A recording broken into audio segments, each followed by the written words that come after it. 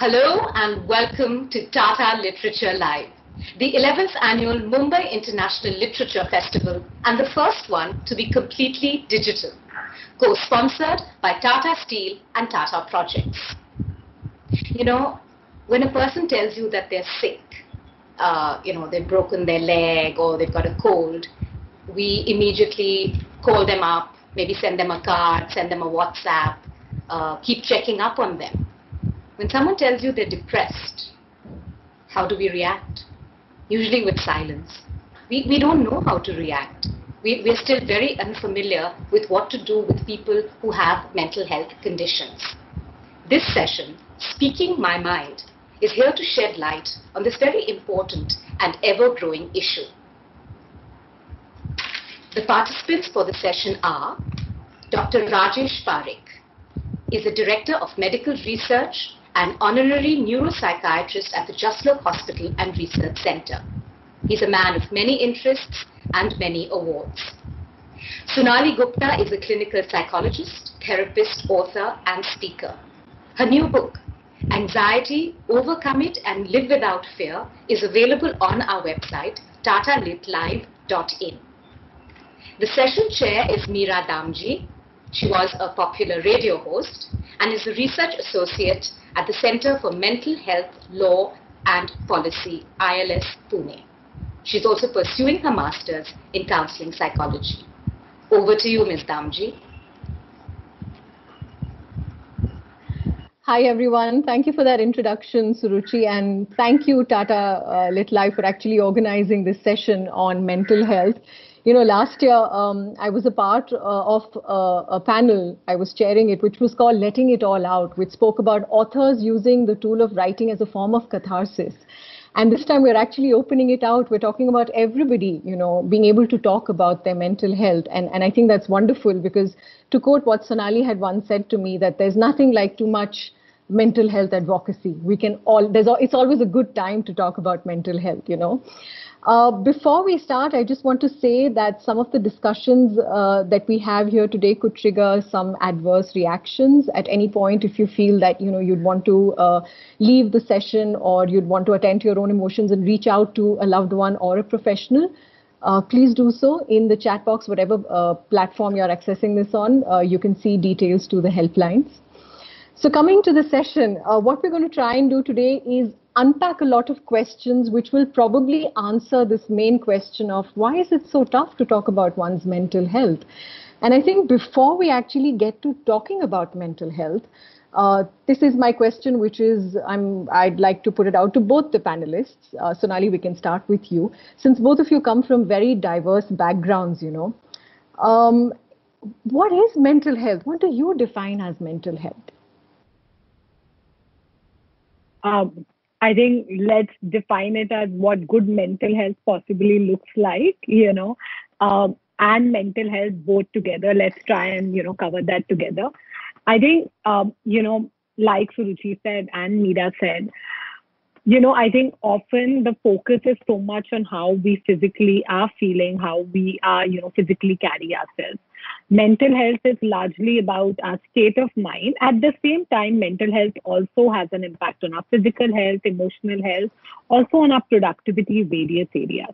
So good emotional health is also a function of how we feel, what's our state of mind like, where are we in the context of the emotions we are experiencing. It also has to do with how are we functioning in relationships, how are we functioning when it comes to our work. Good emotional health is also in a society that we work through. How are we navigating various, whether it's work, relationships, interpersonal relationships, how are we navigating all of that? So good emotional health is largely about that, with an impact on physical, psychological, behavior, all those areas. Right. And Dr. Parikh, what would you say? Well, thank you for having me here. Thank you, Suruchi. Thank you, Tata Lit Festival.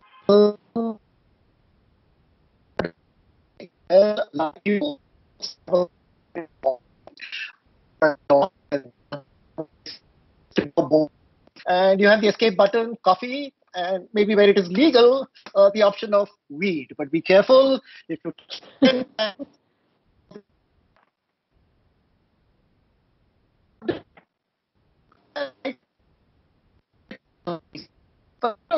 an interesting component in its definition of mental health, which I think is the ability of every individual to attain his or her potential. So clearly underlines it's not just the absence of disease, but it's also the ability of all of us to attain our true potential. And I think it's important to emphasize that when we talk about mental health. Wonderful. Yes, I like that you emphasized on, not particularly talking about a disease or an illness. It's just about, generally, like news channels tend to ask people, na, aapko kaisa lag raha hai? I think that's what mental health is what it's all about, actually. Aapko kaisa lag raha hai? It's as simple as that. Sonali, I want to bring you in here and ask you about young people in particular. What do you think are some of the determinants of mental health? And the reason why I'm saying this is because, we tend to believe that it's only biological or it can only be environmental. But I want you to draw from some of your experiences, some of your therapeutic relationships. I'm not sure how many people know, but Tinder, the app actually officially has a psychologist on board, and that's Sonali. And also you've taught children from junior college. So how do you think young people actually engage with this term of mental health? What does it really mean to them? I think we are living at an interesting time where mental health, as I say, we are living in the time of hashtag mental health. The hashtag is being used to be, a lot now. And I think mental health has become largely the part of the conversation now in various ways. It's part of so many conversations. I think younger people are openly using not just the term, but also interacting with each other. They are most open about their therapy experiences, right? So when we talk about Gen Z and millennials, they more openly would say, oh, I have a therapist. Let me send you my therapist number. I think Gen Z and millennials have far more openness about it in that sense. And I think it's also a time where pop culture narratives are talking a lot more about mental health there.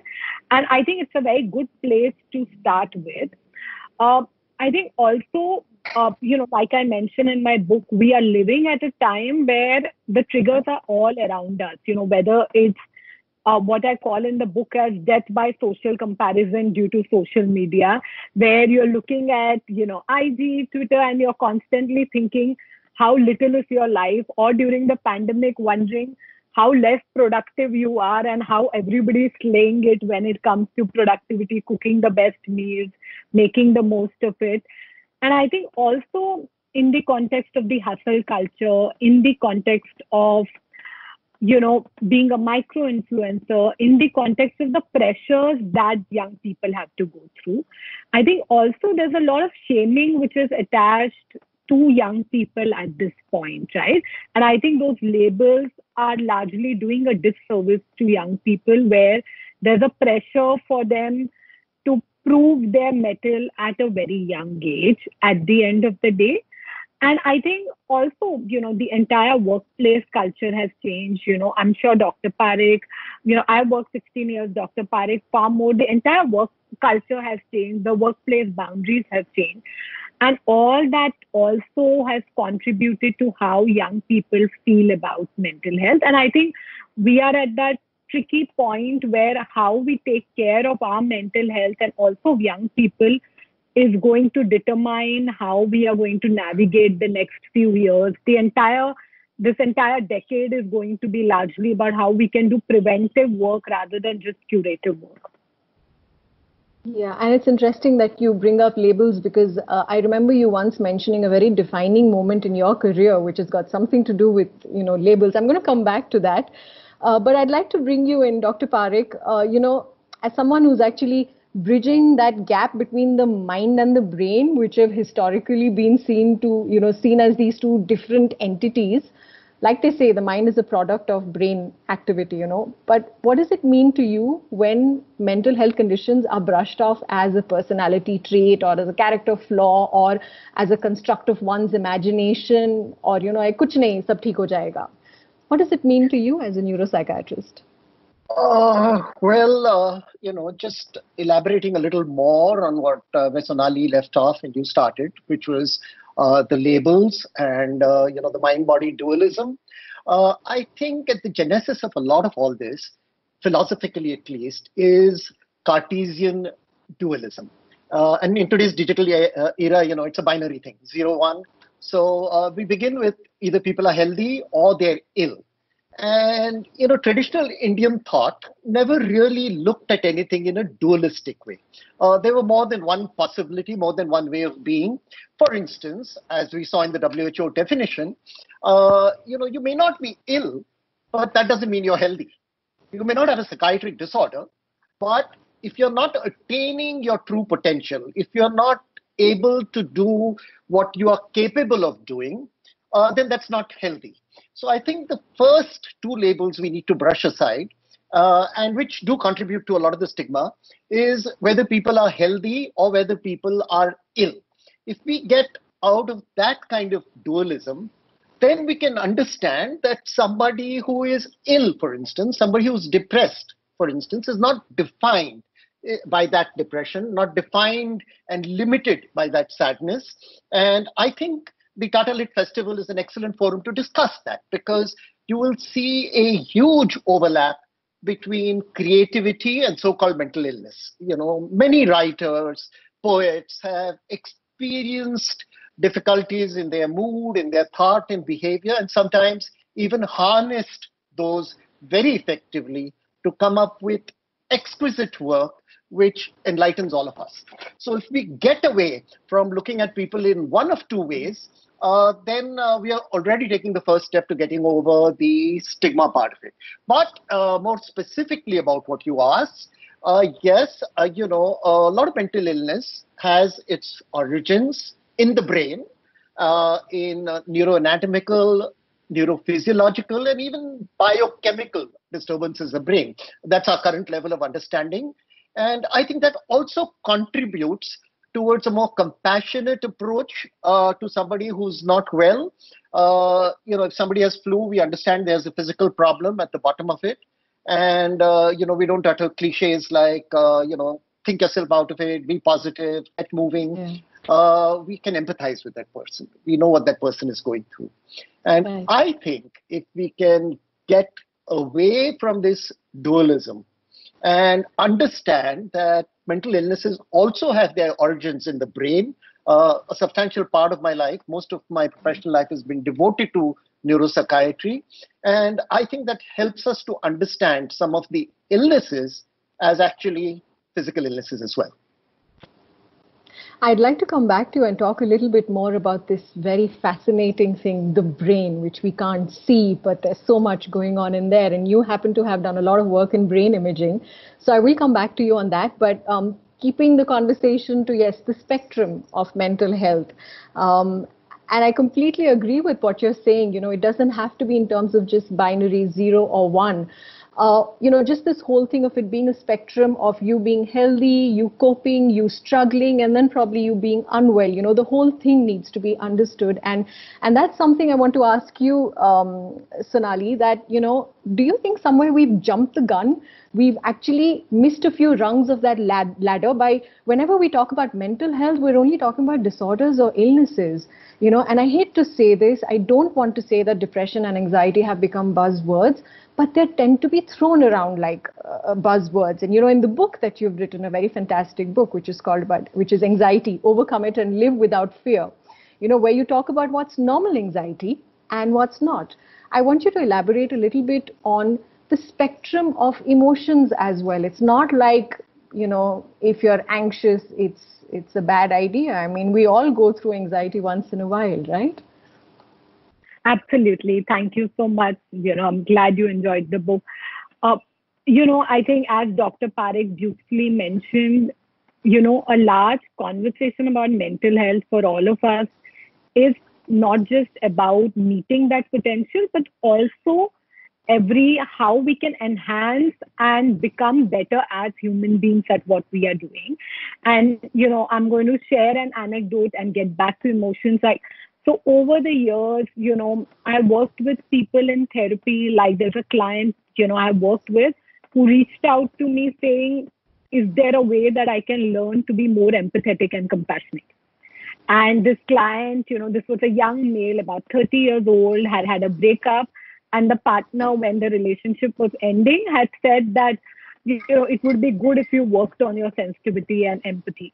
And the person chose to be in therapy to learn how to be more compassionate. And then there are people who have been part, like, when I do couples work, there are so many people who start, they reach at a premarital stage where they want to learn how to be better partners, how to enhance their life, around it.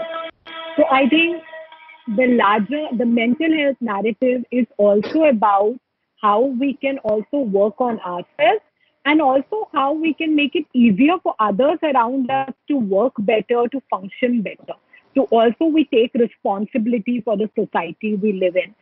And I think coming back to the emotions, I think it's just sad when the focus is only on depression, anxiety, because mental health is far larger. I think, every emotion, every feeling, I don't think there's a right or a wrong feeling. There's a negative or a positive feeling. In my mindfulness work, which I've done, all I've understood from my mentors, my teachers is, we can only have pleasant or unpleasant feelings, but there isn't a negative feeling per se there, so one being that. And I think the minute you put a label of a negative feeling, you want to get rid of it, right? I may be feeling uncomfortable, or I would be feeling apprehensive, but it's not a negative feeling. It's an unpleasant feeling. And coming to the spectrum of emotions, which is related, I think, most emotions, if you look at it, like anxiety, evolutionary, it served a purpose, right? Like before all of us got onto the session, Dr. Parikh, you, I, the entire Tata Lit Life, we had like a session check, we try to figure if, things are going well.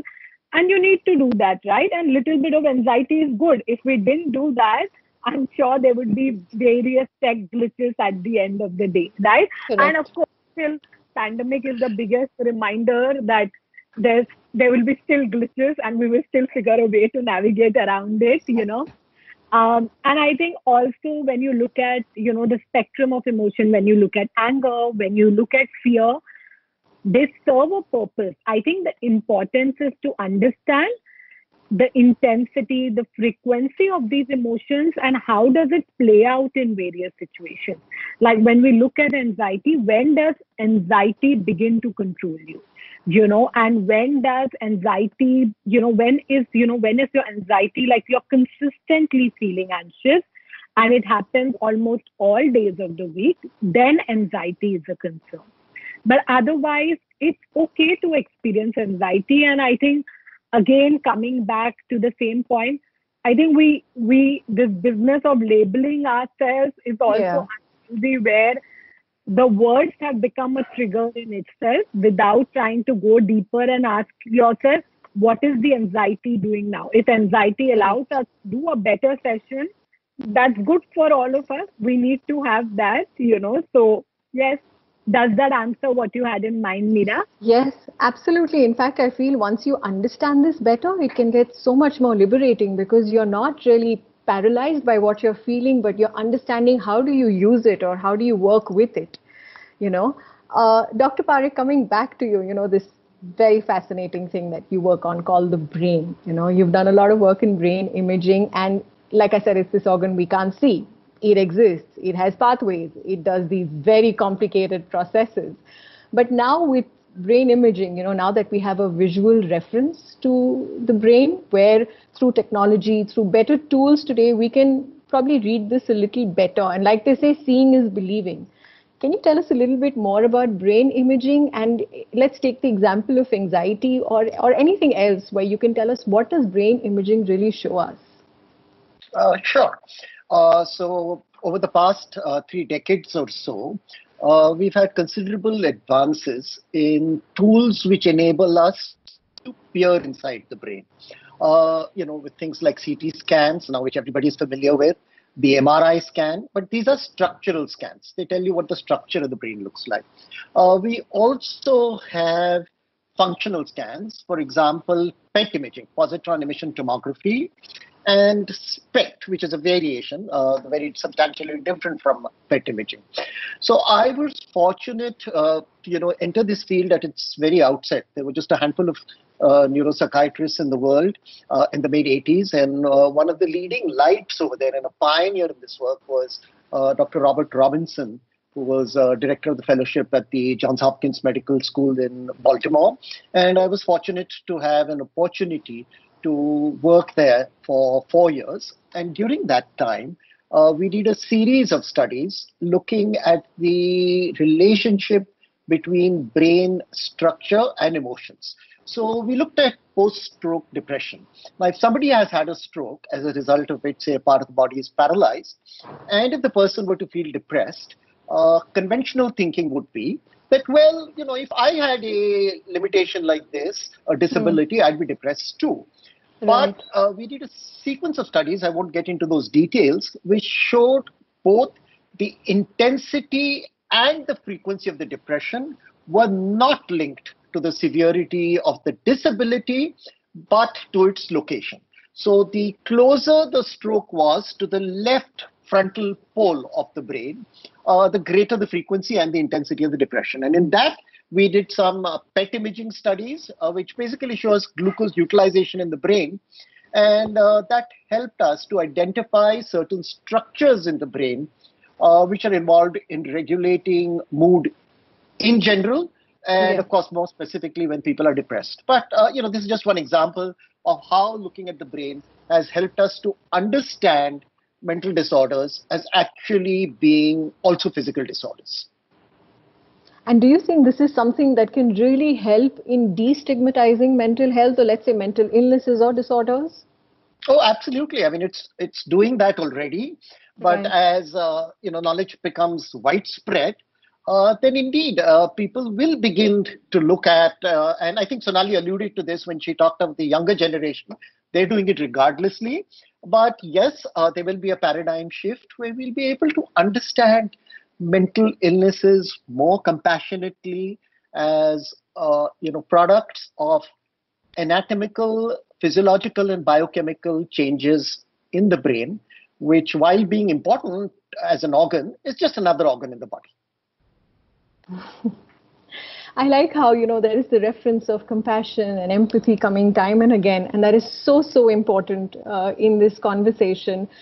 And so bringing you in, Sonali, again, and with the whole thing about labels, I remember you once mentioning this, that when you just completed your education, you were fresh out of college, and I think you were in a mental hospital, and you'd gone there probably for the first time, and you had a patient and you were really scared. And you had this patient who came up to you and figured that you're scared. And she looked you in the eye, she came really close, and she said something like, "Hey, I'm just like you, why are you scared of me?" And that, I guess, was a defining moment for you in what labels can really do to someone, You want to elaborate a little bit more on that? Yes, absolutely. So I think I was about 22, and as a part of our work, 21, 22, during master's second year, we had gone to Thane Mental Asylum. It was my first day. There were 22 of us, including the teacher, doing masters in clinical psychology. And I was standing with all of them, towards the end, really quiet, and I was very, very scared. And I was aware that, maybe the paleness is on my face. And, the warden there, the person there is telling us, "Kahan jana hai, idhar jana hai, wahan pe jana hai." Or, and there is one of our inmates, this woman who was in her 40s, who's going to help you. She lives here. She has been here for last 20, 25 years. And she was about 45, 50. And, and she was looking at me, and I was very aware of that gaze. and my eyes would go to her, would go to the, the Thane asylum, mental asylum. If anybody has gone, it has this long, this iron, it's like a huge wall, and it's like, it almost seems like a prison. So it was anyways putting me off that it's such a prison-like, place. The labels were being used a certain way. And I was scared, I was uncomfortable, and I kept moving my gaze.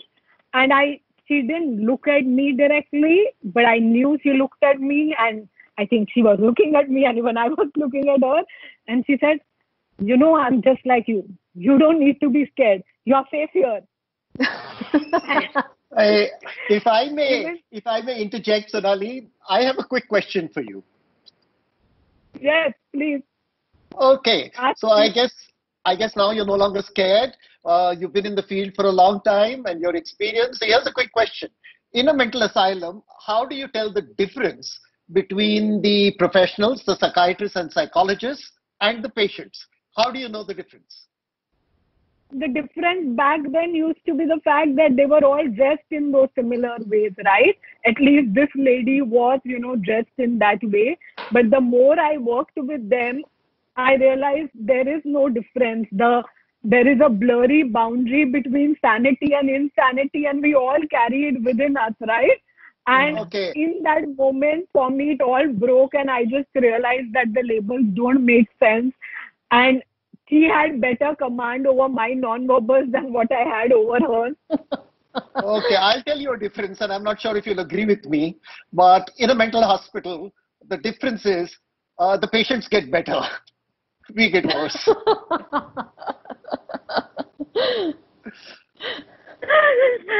Yes, and I think patients also learn in strange ways to make sense of their world. And as mental health professionals, you spend all your life trying to make sense of their world and also your world, right? At the end of the day. I'm sure you've noticed how they try hard to make us feel good. Sometimes they tell us, oh, I'm feeling so good. Thank you for your treatment. Now, they're just being kind and compassionate towards you. And then you need to really be careful and make sure that they actually do well and not just trying to please you. Yeah, absolutely. Flight for health, what we use as a term, and also, as Dr. Parikh said, I think it was just this realization also of my own bias there, right? I had a narrative of, as somebody who reads a lot, One Flew Over Cuckoo's Nest, the amount of books I had read, before turning 21, all my life. When I was 8, I knew I wanted to be a therapist. I think in that moment, I just knew that there's nothing I know, and there is nothing to be scared of. All the demons were internal. And I think it was also a massive realization that people heal themselves. They don't need us to heal, right? And, they work, clients do all the work. You can only facilitate, hold a space. And I think for me, while I've never met this person ever again, I've not been after that, I think it has just shaped me my entire life. And it's one of those moments, I think, that has shaped my career at the end of the day. How lovely.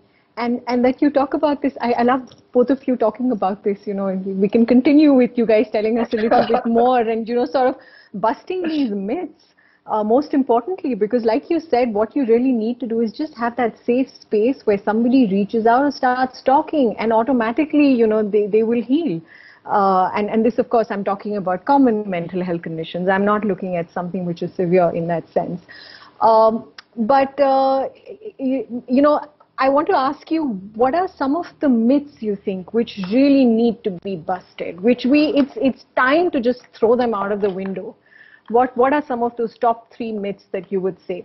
Dr. Parikh first, and then Sonali, we can come to you. Okay, so maybe each of us could do just one, and we could go around like that. I think the first is that people look upon mental illness as a weakness. We don't look upon many other illnesses, whether they're cardiac or whether it's diabetes, as weaknesses of spirit, weaknesses of will, But there has been a tendency, and there are historical antecedents uh, to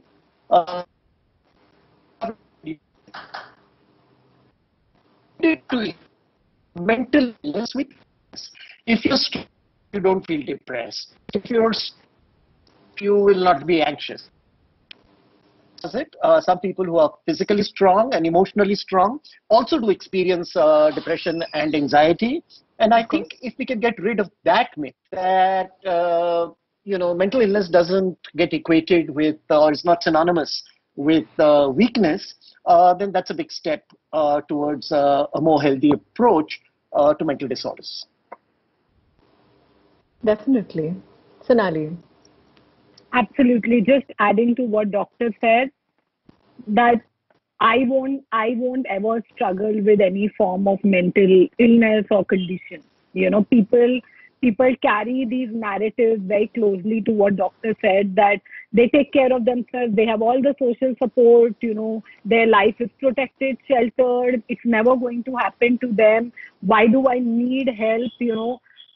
The reality is mental health conditions can, without the disorder narrative also, grief, all of us deal with grief at various stages. No matter, all of us are susceptible. I think we need to break this invincibility narrative that people have, right? Yeah. That I am so strong, it's not going to happen to me. And I think because when people look at others, they are like, अरे मेरा भी breakup हुआ था. I too didn't really have such a bad phase. I've also lost a father, but I didn't have to seek therapy during my divorce. I didn't need to go for, and I think there is no hierarchy to pain, right? Like there could be somebody like I've lost my father. I work through the loss. I also had therapists. I do consistent therapy to work on myself, but it's not a lens to compare. Different people use different means to deal with their mental health concerns. And I think we need to bust this myth of that there is a hierarchy to pain. There is never a hierarchy to pain. And some people would need medication. If your anxiety is very severe, you need medication. And, if you're grieving and it's overwhelming, please reach out to a psychiatrist, to a therapist who needs to be reached out to. Yeah, and it's rather unfortunate, I think, the way media has been dealing with the topic or the subject of mental health, and I think they've been stigmatizing it when they say very flaky things like showing you a picture of a person who's smiling and saying, does this look like a person who's dealing with depression? Right. And it's, how do you really combat that? Because media is actually, which puts out a lot of information, they're supposed to educate people, but here it's the other way around. That's true, Meera, but I prefer to look upon this as aberrations rather than the norm. Excuse me. I think over the last many decades, media has been incredibly supportive of mental health issues. But, now and then we all tend to fall back on stereotypes. And these have somehow, and again, maybe appropriate in the Tata Lit Festival, these have now somehow embedded themselves in our language. We talk of lunacy, lunatics. I mean, all that has got to do with lunar cycles. There's no connection between mental illness and lunar cycles. But a lot of it now is ingrained in our culture. And so now and then, there are bound to be aberrations. I'd like to take the broader view that we are moving forward. And, incidentally, there is a type of depression known as smiling depression or masked depression. These are people who actually may be smiling and may not even be aware that they're depressed, but the sadness and the depression gets, and if you'll pardon a technical term, somatized. That means it goes into the body and people present with all kinds of physical illnesses, broadly sometimes called psychosomatic, but not exactly psychosomatic. These are depressive equivalents. The interesting thing is these physical symptoms go away with proper antidepressant therapy and counseling. So overall, I am optimistic about the direction in which the media is moving, and I don't think we should be dismayed by the occasional cruelty, almost on barbaric levels, that we see around us. sometimes voices are so loud around you that you tend to forget that there are other people who are working, maybe not making so much noise, but silently working whatever they can do, to further the cause and to make people actually understand, destigmatize mental health. But, like spreading awareness is one of the most important things, because only once you're aware of what this really is, will the myths around it get busted. Otherwise, it remains this taboo that nobody wants to touch or nobody wants to really talk about. And understanding is the first step to acceptance, and only with acceptance there can be recovery, like Dumbledore has said. Right. So, and also this process of awareness again is not overnight, and acceptance also. It's something that happens over a period of time. It's dynamic. You have to be flexible. You have to be open. You have to be willing to make that change, in your life. And what I'm trying to get at is somehow, you have to have your own Swiss Army knife, your toolkit. That if you're dealing with a certain situation, what can you really do? What can you equip yourself with so that you can make it better for yourself, And Sonali, that's something you do very often in your column when you write terms of engagement in Mumbai Mirror. It's about relationships. You talk about, a lot of times, Corona times that you've spoken about, things that people are dealing with. And then there are also these tips on how it's, as much as it's a novel virus, you've probably dealt with a situation like this before. Do you think behavioral skills, things like problem solving, is something that really needs to be taught at an educational level, where people can break these things down and look at them for what they are, rather than those things paralyzing them? I think social, emotional literacy is far more important, not just behavioral, so it needs to integrate deeper. If the change is happening at the surface level, it's never going to last at the end of the day. People need to learn how they can take care of themselves as a curative way. Also, like, a simple, what sounds simple, but is very effective. What I also talk about in the book is learning how to self-soothe, right? When, human beings are designed the body is designed in such a way that we are all capable of soothing ourselves. If you, look at a baby, an infant, the baby knows, very sooner or later how to put itself to sleep, right? And even adults, we are all capable of soothing ourselves when we are struggling with anxiety, when we are going through a low moment. And I think it's important to teach people what soothing looks like, what self-soothing looks like. I discovered it. My daughter was about 3. She had like a bad day at school. I think someone had pushed her back then. She was coming home and she was crying. I asked her, what are you feeling? What would you do that will allow you to feel better now? She said, if you make noodles for me, I'll feel better. If I paint, I will feel better. There was at least one thing which you could do without me. So I said, okay, why don't you begin with painting and then I can make noodles, So, but she had learned that via the senses, she could feel better to deal with it. But she also knew that if she painted, she could feel better. So she knew it was a good way for a 3-year-old to learn that the control lies with her.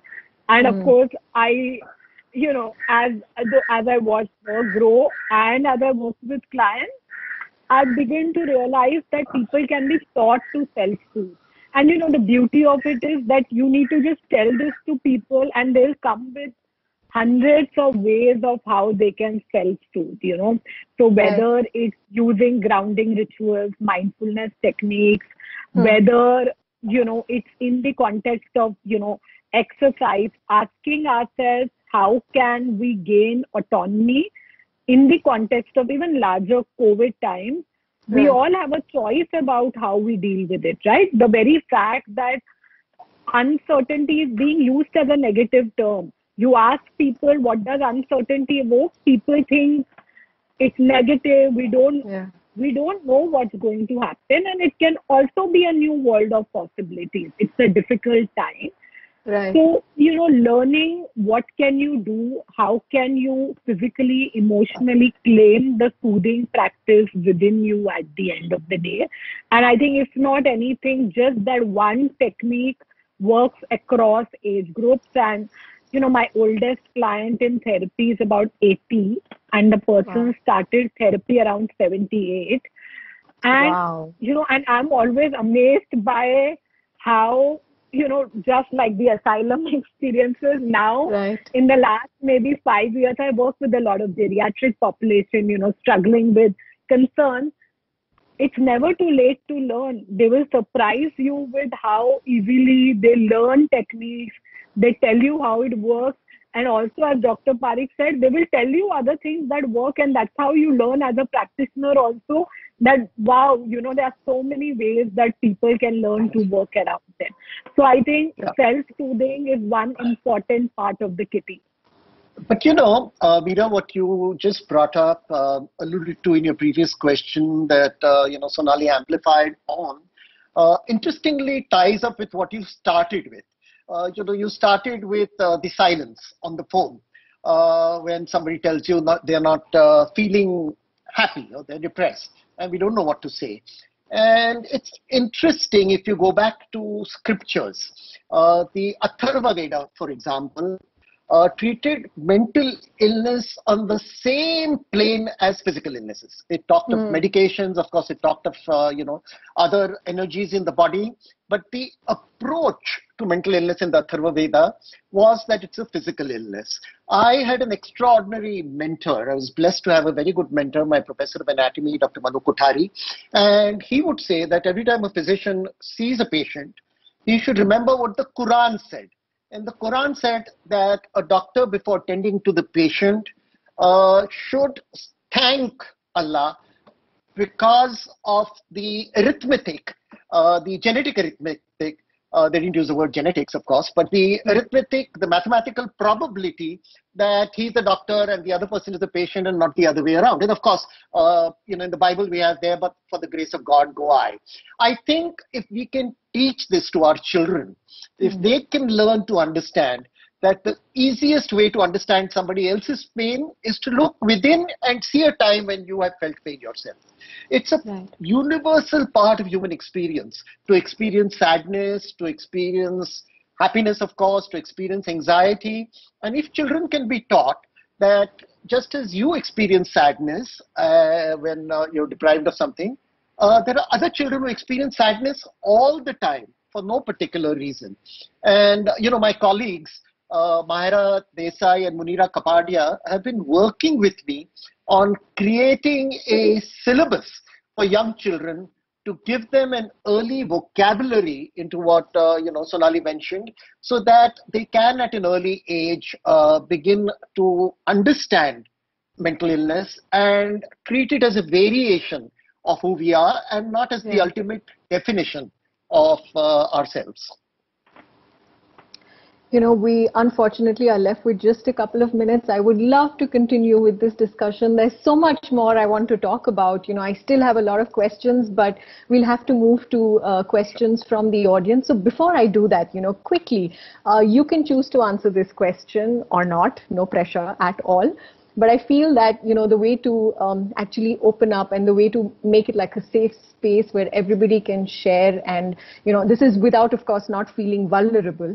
But, where you can talk about what you're feeling, that will help destigmatizing mental health. And I'm sure as professionals, there are also some times when, I wouldn't say crippled, but there's certain irrational beliefs that take over. In some way, you have discovered your painting on noodles, Sonali and Dr. Parikh. Would you be okay with talking about that belief, irrational belief, and how is it that you actually work through it? Completely up to you to answer this. Oh, absolutely. I mean, I have had a series of irrational beliefs, not just one of them. Okay. Fortunately, they've not all occurred all at once. Otherwise I'd be on the other side of the bed, so to say. But when I was a teenager, I went through a phase, I've written about it, I went through a phase where I experienced intense sadness. I was reading dark philosophies, Nietzsche, Schopenhauer, to an extent Sartre. And at that point in my life, my world was clouded by a cynical view of existence, of what people are like. And, it took me a while to work through it with the help of a counselor. We had an incredible counselor in school called Father Philip Terrassa. He is now 91, and I just went and met him a few months ago to spend some time with him. And I was able to move out of it. That was not the first time, and it certainly wasn't the last. I know this is not a therapy session where I have to tell you about all my problems, but I've had my share. Wonderful. Yeah, I think, I grew up ever since I was 10. I grew up, with a parent. My father, had about 100 surgeries, and for 25 years, he lived in and out of hospitals. So both anticipatory grief and anxiety, and again, like Dr. Parikh, I've written about it. It's part of the book also. And I continue till date to, I work as a therapist, yes. At the same time, I consistently do personal work. I have a therapist over the years, and I have worked, I work consistently. That's my soothing, more than soothing, that's my maintenance ritual at the end of the day. And I consciously commit to it. Yes. Thank you so much, both of you, for actually talking about that. I wasn't sure if, I would be able to slide this question in, but thank you so much for that. We're quickly going to take some questions from the audience. There's one that's coming from Sunita. Sunita, you haven't mentioned whom you'd want to put this to, but we'll open it up to both, and then they can see who'd like to answer it. So the question is that self-awareness a useful way to maintain mental health? I'm guessing you mean to say good mental health. Who'd like to take that between both of you? Either. I mean, I have my own thoughts. Sonali, would you like to go first? Yes, sure, I can. Yes. I think self-awareness is a good place to begin always, to identify where you are, what is it you need to work around. I would just add to it that the self-awareness needs to also come with a compassionate gaze. Often self-compassionate gets confused with the inner critique, where we are way too aware and we are trying to almost fault find what is it that needs to be done better. So I think self-awareness combined with compassion can definitely help with better mental health. Yes, I'll leave it to Dr. Parikh to answer. Yeah, I entirely second what Sonali said, and what she actually said a little earlier in the discussion. She talked of mindfulness. This is something I practice every morning soon after I wake up. And mindfulness is also a way of becoming self-aware. And, it's an integral component of mental health, actually. Unless we are aware of ourselves, our strengths and our limitations, we are not in a position to attain our true potential. And I think, the question was very appropriate. Self-awareness is very important, not just to help others, but also help ourselves. Right. Okay, there's a question that's coming from Reena Seth, and she says that my parents always say on a full moon day, it affects their mental health. It makes them more angry, and it makes them more angry on full moon days. Is that even possible, is her question. Do you want to answer that, Sonali? I'll let you answer this one. Yeah, even I will. Okay, I don't want to sound flippant because it is a real question, so no jokes about it. This has been studied. This has been studied across the world, including in India. And research studies have not pointed out any unequivocal evidence to suggest that lunar cycles impact mental health. Maybe your parents ought to just discuss it with somebody, and you could chat with them. And it may have happened a couple of times, but I'm very skeptical that it happens every time.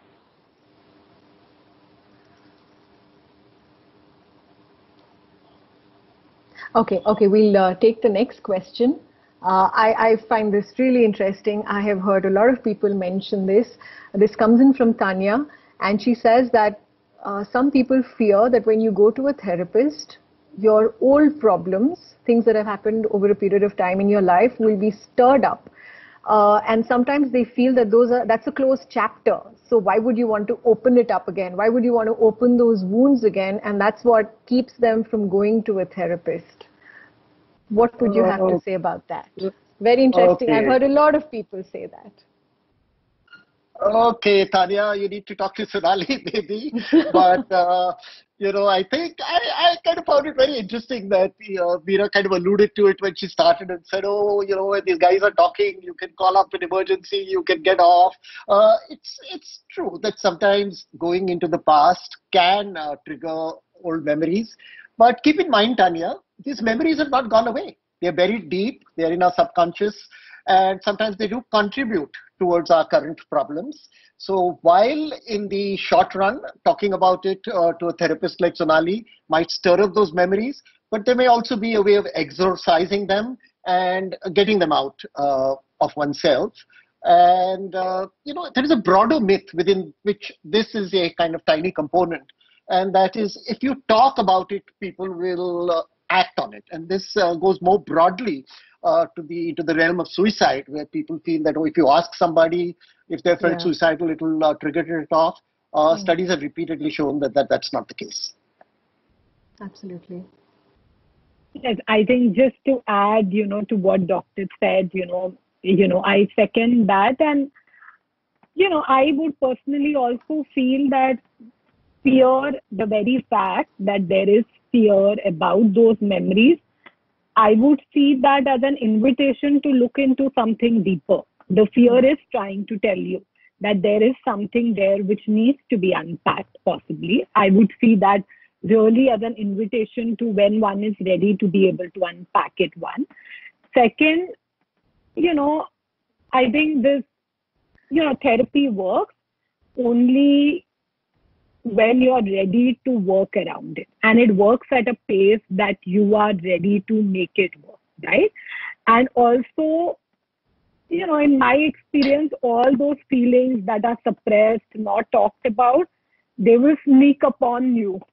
Exactly. So whether you go to therapy or you don't, feelings will find a way to sneak upon you. They are sneaky, right. And you cannot run away from them. You can consciously stay away, but a movie could trigger it, a song could trigger it. So you don't necessarily need just therapy to get triggered. Those feelings will find a way into your life. Yeah, and Tanya, we all have bad memories. We all have great memories. We have extraordinary memories, and we have sad memories. That's what makes us human. And sometimes a therapist can help us to even harness the negative memories so as to learn from them and move on into a healthier world. I quickly want to throw in my 2 pies by saying memory is also dynamic.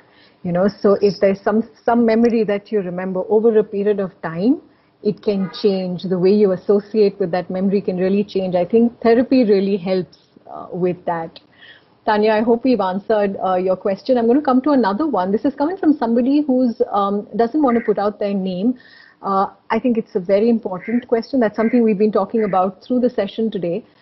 This person says that, do you think that a paradigm shift from a disease model to a flourish model would be helpful in improving the stigma associated with mental health and its association with being a bad thing? I'm not quite sure if I've understood the question. What do you imagine, Sonali? What do you imagine is a flourish model? I don't. Yeah, Meera, go ahead. No, Sonali, first you. Yeah, in just to take that, to me, that binary itself is a problem. I feel that, if there is a disease, that's also part of it. Both are equivalent. I would wonder where the term flourish comes from. What do we mean by what needs to flourish?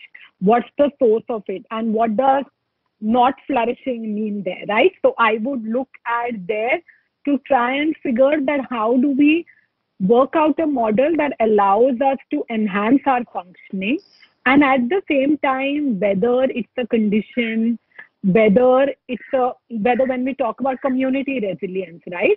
So in the world, what's happening? How can one create better ecosystems? So I look at mental health in the context of creating more resilient ecosystems. I don't know if that answers your question, Dr. Parikh. I mean, it does partially. I'm grappling with this concept of, flourish versus disease. And, I just don't want to flippantly, because I believe it must be a very genuine question, and the person who's asked it thinks it's important, even though he or she has not mentioned their name. But I think people have illnesses. We can't dismiss them away with semantics and say, well, I won't call it a disease now. I will call it something else. But, we will all flourish. I prefer to look at flourish in a broader sense, that knowledge flourishes, understanding flourishes, compassion flourishes. And in that, we help people who do suffer from very, very real diseases to come out of them and lead happier lives. And I think in that, all of us flourish. Wonderfully put. I'm going to take another question. Okay, this has come from Yogita, who says that, how do you deal with people who disregard mental illnesses by saying it's just in your head, get over it? Well, just show them the brain images. What do you say, doctor? I know by now it's become a cliche. We've all been using the word compassion so often, but you really can't get away from it. One should empathize with these people.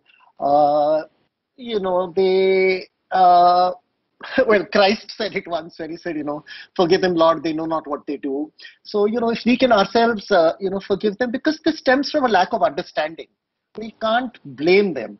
We who have been privileged in our education, in our culture, in our reading, should also have some understanding of people who have not been blessed in that genetic lottery, have not had access to that degree of information.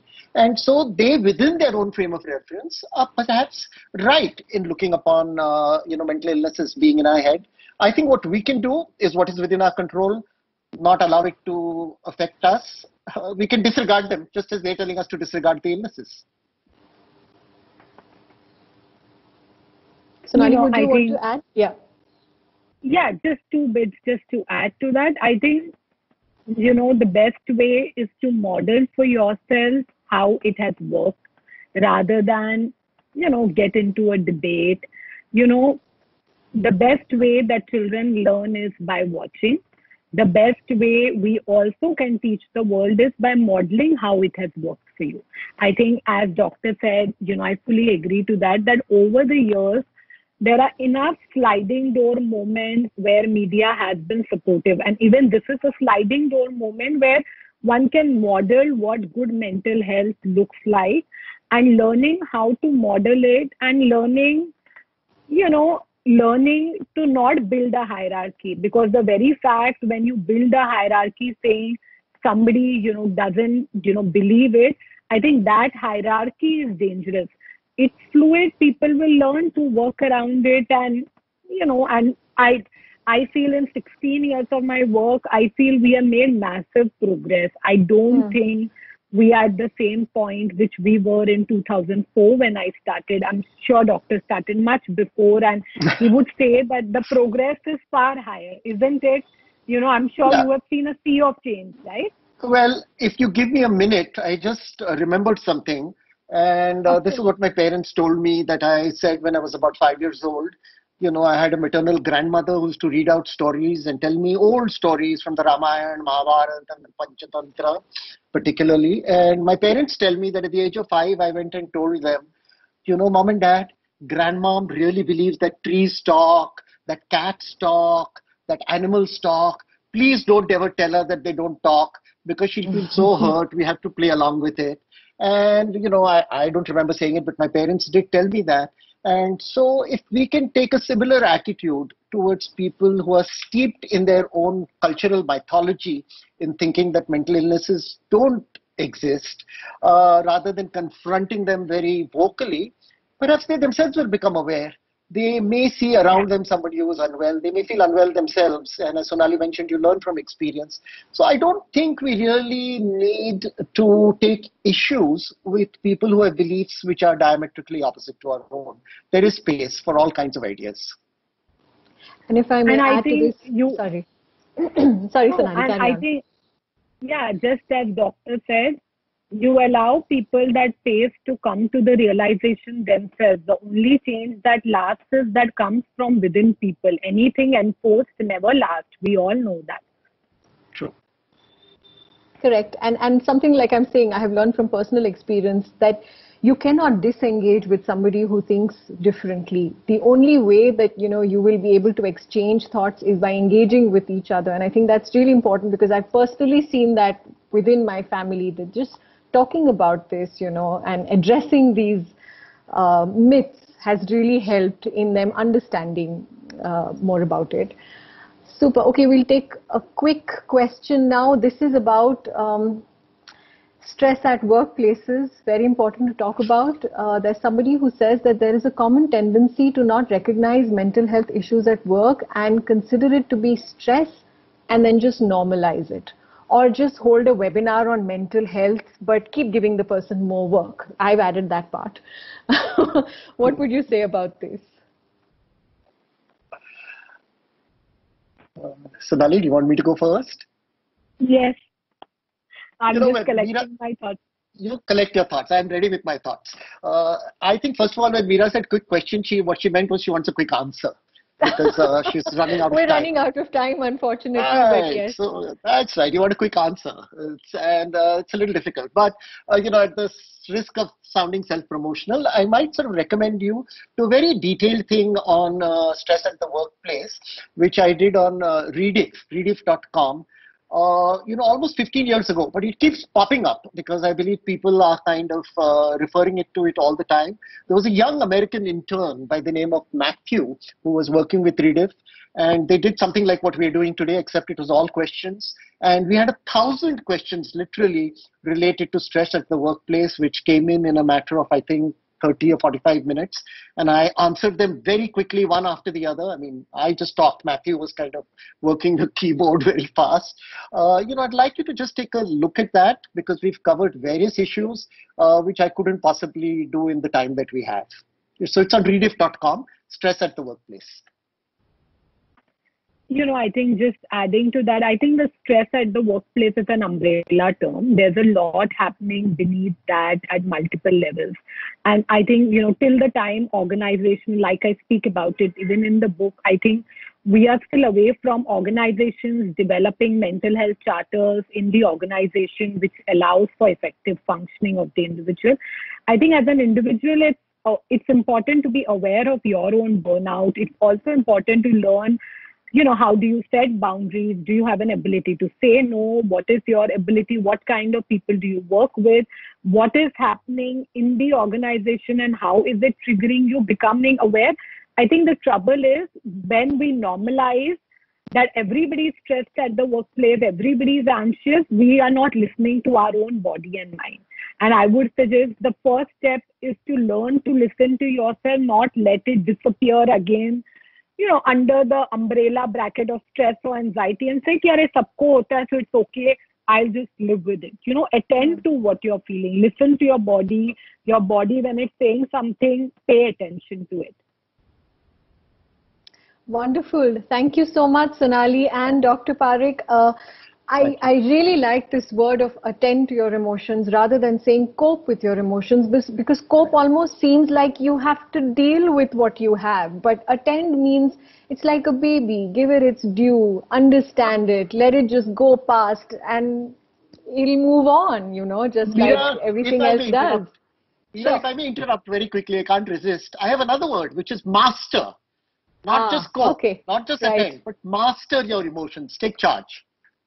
That's going to take a lot of time, but yes, we're at it. And with conversations like this, I'm sure it's only going to get better with time. We're all optimistic. Thank you so much, Dr. Parikh and Sonali, for this lovely conversation, and Tata Lit Fest for this as well. Thank you so much. Thank you, Meera. Thank you, Tata Lit Live, for having us. Thank you. Thank you so much for that very moving and yet practical talk. We can only hope that the knowledge and support for people with mental illnesses and their caregivers continues to grow. We'd like to thank our sponsors, Tata Group.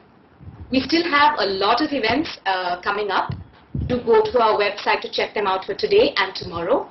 At 8:30 p.m. we have a talk, Tyranny of Merit by Michael Sandel. See you there.